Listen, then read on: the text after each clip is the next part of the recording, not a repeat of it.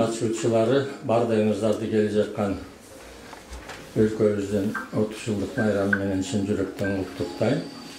5 мүнөттүн ичинде айта турган сөздөр. Эң эле биринчиси тезисине. 30 жылдын ичинде биз эмнеге жетиштик? 30 жылдын ичиндеги биздин плюстарыбыз, мамлекеттүүлүктү түзүүдөгү. Эң эле биринчиси биз кыргызстандыктар 30 жыл мурда өзүбүздүн эгемендүү, көз карандысы, суверендүү, демократиялуу Кыргыз Республикасын түздүк.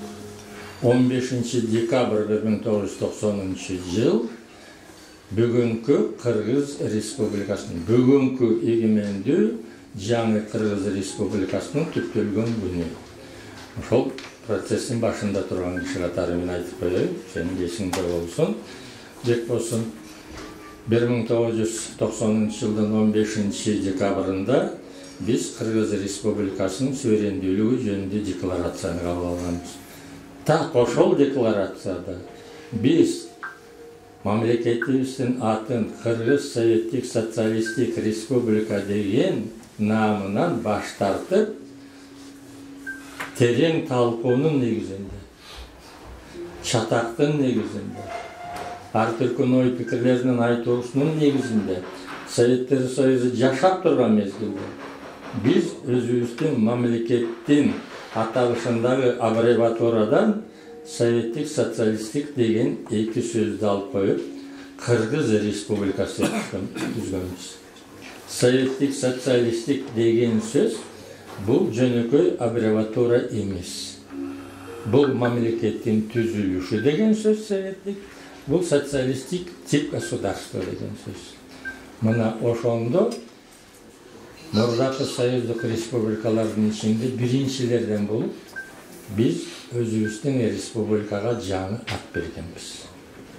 1991 жылдын 31 августунда Кыргыз Республикасын көз карандысыз, суверендүү, демократиялык өлкө деп жарыяладык.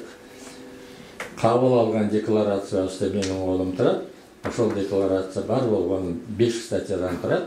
Биринчи статьясы Кыргыз Республикасы эгемендүү, суверендүү, демократиялык өлкө деп турат. 3 сөз менен ошол жаңы түзүлүп жаткан мамлекетибиздин суту дагы, основасы дагы, келечекке жыла турган багыты дагы аныкталган болчу. Көз карандысыз, суверендүү, демократиялык. Кандай гана аракеттер болбосун, биз демократиядан качпашыбыз керек. Экинчи 30 жылдагы жетишкен биздин ийгиликтерибиз.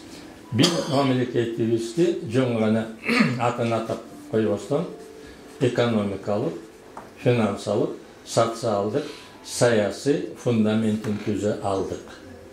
30 жылдын ичинде Советтер Союзунун ичинен чыккан 15 республикалардын катарынан Кыргыз Республикасындай өзүнүн мамлекеттүүлүгүнүн фундаментинин бекемдигин, мамлекеттин дуалынын канчалык кудурети бар экенин текшерген республика болгон жок.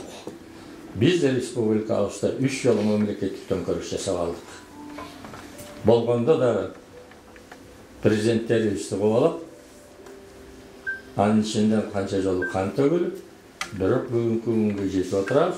Биздин мамлекет өзүнүн мамлекеттүүлүгүн 30 жылдын ичинде аныктай алды.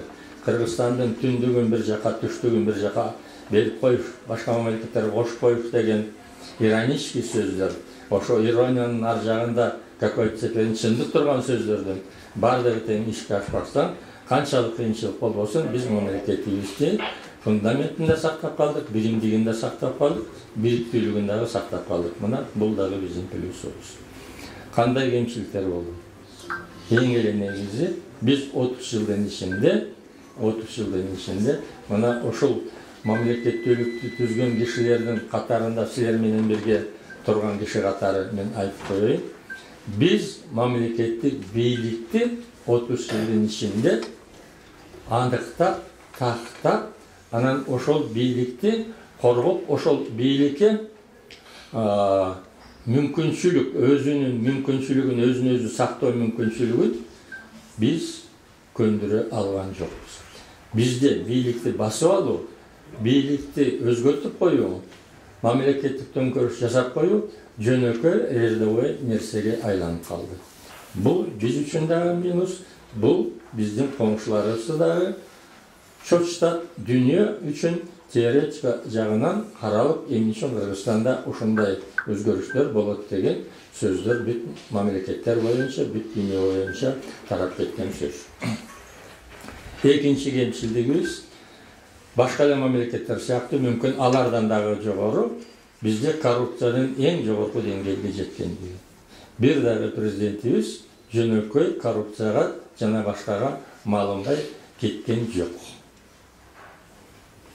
Ушунун бардыгы тең Кыргыз Республикасынын экономикасына, саясий түзүлүшүнө, элдердин биримдигине, элдин жашоо деңгээлинин төмөндөп кеткенин бирден бир түрткүсү, бирден бир себеби. Үчүнчү айта турган нерсе мына Жумадилов мырза дагы айтып кетти. Чолпонбек, мени карап койчу. Сен ишин баштап атасың, сага кошумат кылбай эле коеюн, мага жарашпайт. Бирок ишиңе ийгилик каалайм. Тети Жорунбек таразы мени жоткотуп, мындай жакшынакай грамот неме тапшырып атпайбы, адрес. Бир эпизод. 1990-жылдын 11-декабрында мен төрага болуп шайландым. Ровно бир айдан кийин 15-январда 30-ка жакын киши келип отурат, ошонун тетиги Акчаш бала да бар. Акматовду алдына салып алышы, Акматов жогорку кеңештин депутаты, мыналардын баары. Приемдагы отурган жигит чуркап келиптир, мен кашкан кош 30-тай киши келиптир, сизди кетиребиз деп атат деп. Макул дедим, кирсин. Кирип келишти. Мен отурам, турган да жок. Кандайсың ага? Айтышты, биз Миткашевков жаңы демократ президент шайлап алдык. Сиз партократсыз. Кетиңиз. Биз сизге бир ай сорок беребиз деди. Бир айдын ичинде кетпесеңиз, бир айдан кийин колуңуздан кармап, жетелеп, ошол кабинеттен чыгарып коебуз. Мына көзү турат чубалдардын. Мен айттым, макул дедим, бир айдан кийин. Бир айдан кийин булар келген жок, кийин сөз таап кеттик. Мен сага кабылам ушул. Мына 30 жылдан кийин, мына балдар мага келип барашылыгын айтып атпайбы, папка тапшырып. Сен дагы далай таяк жейсиң. Бирок 30 жылдан кийин ушундай папкага татыктуу.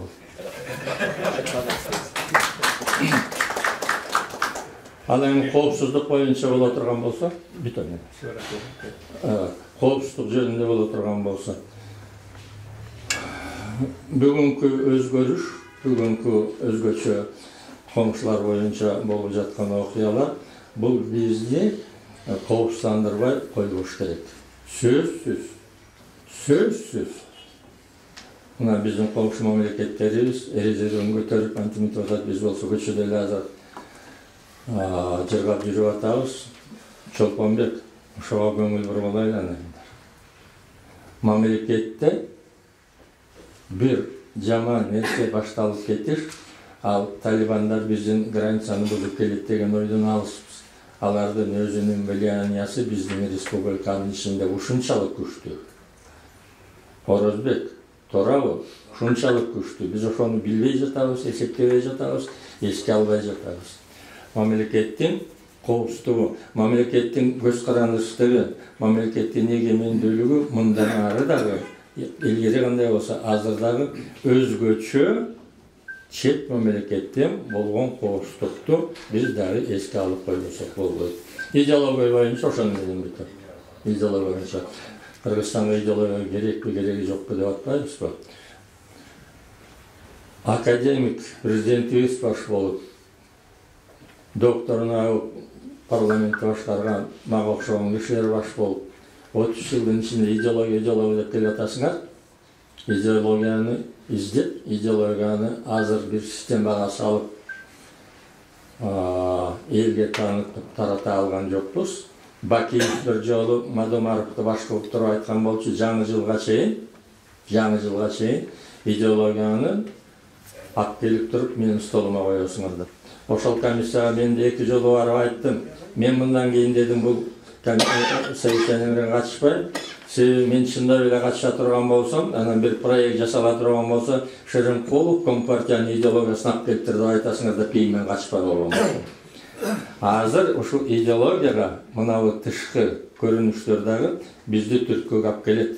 Эгерде академиктер баш болуп, биз 30 жылдын ичинде идеологияны ойлоп таап, мамлекетке жарай турган, элибиздин кулк мүнөзүнө жооп бере турган, төп келе турган идеологияны алиге таппай жаткан боло турган болсок, тегеги чала сабат студенттер бизди ошону мамлекетти бириктирүүгө, элдин биримдигин күчөтүүгө, тышкы жана ички күчтөрү, ички мүмкүнчүлүктөрүбүздү мындан ары дагы күчөтүүгө түрткү болуп, идеологияга аргасыздан жетебиз, биргелик айланайын элибиз журтубуз деп туруп.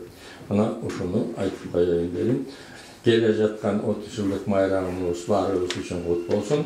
Канчалык кыйынчылыктар болбосун, канчалык мамлекеттин өсүшүндө өйдө төмөн, оюбузга келбеген, биз ошону каалабаган кыймылдар дагы болуп кетти, өзгөрүштөр дагы болуп кетти. Эми ушуну менен ошол өзгөрүштөрдөн туура жыйынтык чыгарып, мындан кийинки өсүшүбүздү туура багытка салалы деген ой. Акыркы сөз. Коррупцияга болгон күрөштү бул жерде президенттин өкүлү Абыкей отурат, ошон үчүн кайра сага кайрылып атам. Бардыгына бирдей закондун негизинде болуш керек. Бирөөнө чай берип, сен жакшысың деп коррупцияны баштагандарга, анан анча-мынча коррупцияга аралашкандарды жоңой бола деген бул туура болбойт. Экинчиден жана кустурма деген принципи бар, мүмкүн кандайдыр бир себептен мамлекеттин бюджетине жардам берет. Силер ошону менен биздин чиновниктерди коррупцияга мүмкүнчүлүгү барларга сонун шарт түзүп берип атасыңар. Алай бергиле, жей бергиле, анан баланча процентин ошону төлөп коесуңар дагы кете бересиңер деген. Коррупцияга болуп жаткан күрөшүңөрдү мен толугу менен колдойм, бирок мында тартип, өзүнүн бир системасы, толук багыты болуш керек. Канча кетени төлөп берди деп туруп чыгарып коюп атасыңарбы? Ошонун аркасынан толугу менен жазгыла. Канча жеген экен? Ошонун ичинен жанагы төлөгөнү канча процентин гана төлөп атат? Кээ бир кишилерге за истечением срока давности деп туруп, уголовный делоны токтотуп койдуңар, макул, закон обратной силы не имеет, элге түшүндүрүп койгула. Анын кетирген кемчилиги мындай экен, Кумтурда мындай кемчилик болгон экен. Только в связи с истечением срока давности пришлось остановить проведение уголовного дела. Урматтуу бүгүнкү жыйындын ачуучулары, мен бардыгыңыздарды иним катары, карындашым катары сыйлайм, урматтайм, ар бириңерди урматтайм. Келе жаткан 30 жылдык майрамыбыз кут болсун.